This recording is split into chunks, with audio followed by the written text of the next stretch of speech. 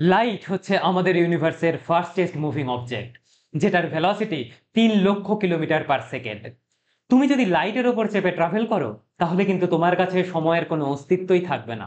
কিন্তু তোমরা যদি অন্য কাউকে দেখো লাইটের ভেলোসিটিতে ট্রাভেল করতে, ধরে নাও যে তুমি তোমার কোনো বন্ধুকে লাইটের ওপর চাপিয়ে মুভ করাচ্ছ, তাহলে তুমি কি দেখবে? সে কোন সময়ে কতটা ডিস্টেন্স কভার করবে এই ভিডিওতে সেটাই দেখে নিই। তোমাদের বন্ধু যদি লাইটের ভেলোসিটিতে ট্রাভেল করে, তাহলে সে এই পৃথিবীকে 8 বার চক্কর খেয়ে নেবে মাত্র 1 সেকেন্ডে, এবং চাঁদ অবধি পৌঁছতে তার সময় লাগবে 1.3 সেকেন্ড। আচ্ছা, এখান থেকে মঙ্গল গ্রহের ডিস্টেন্স প্রায় অ্যাভারেজ তোমরা যদি ধরে নিতেই পারো যে সেটা প্রায় 250 লক্ষ কিলোমিটার, এবং তত অবধি পৌঁছতে তোমাদের বন্ধু লাইটের ভেলোসিটিতে সময় লাগবে প্রায় 3 মিনিট, এবং সূর্য অবধি পৌঁছতে তোমাদের বন্ধুর সময় লাগবে 8 মিনিট। তোমরা অনেকেই পড়েছে ছোটবেলায় যে সূর্য থেকে পৃথিবী অবধি লাইটের পৌঁছতে সময় লাগে 8 মিনিট, তার মানে পৃথিবী থেকেও সূর্যতে লাইটের পৌঁছতে সময় লাগবে 8 মিনিট।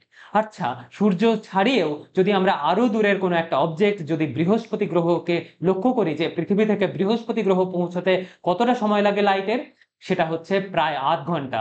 আরো মানে প্রিসাইসলি বলতে গেলে, এটা প্রিসাইসলি বলা যায় না এই কারণেই, কারণ পৃথিবী থেকে বৃহস্পতির দূরত্ব কোনো ফিক্সড ডিস্টেন্স নয়, এটা সবসময় চেঞ্জ হতে থাকছে, কিন্তু অ্যাভারেজে প্রায় 33 মিনিট। আচ্ছা, আমরা যে ছায়াপথে বসবাস করি, যে মিল্কি ওয়ে গ্যালাক্সি, সেটার ব্যাস বা ডায়ামিটার কত?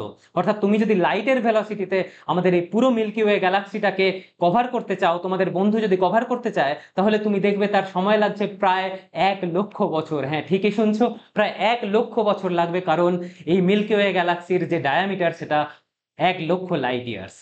এরপরে আমাদের নিকটবর্তী যে গ্যালাক্সি আছে সেটার নাম হচ্ছে অ্যান্ড্রোমেডা গ্যালাক্সি। এই পৃথিবী থেকে অ্যান্ড্রোমেডা গ্যালাক্সি পৌঁছতে সময় লাগবে লাইটের 25 লক্ষ বছর। বুঝতেই পারছো এটা কতটা দূরে আছে। আচ্ছা, এই যে দুটো, এটা তো দুটো গ্যালাক্সির নাম বললাম, এরকম কোটি কোটি গ্যালাক্সি নিয়ে আমাদের এই অবজারভেবল ইউনিভার্স, এবং আমরা যদি এই অবজারভেবল ইউনিভার্সের একদম শেষ সীমানায় পৌঁছতে চাই লাইটের ভেলোসিটিতে, তাহলে আমাদের কত সময় লাগবে?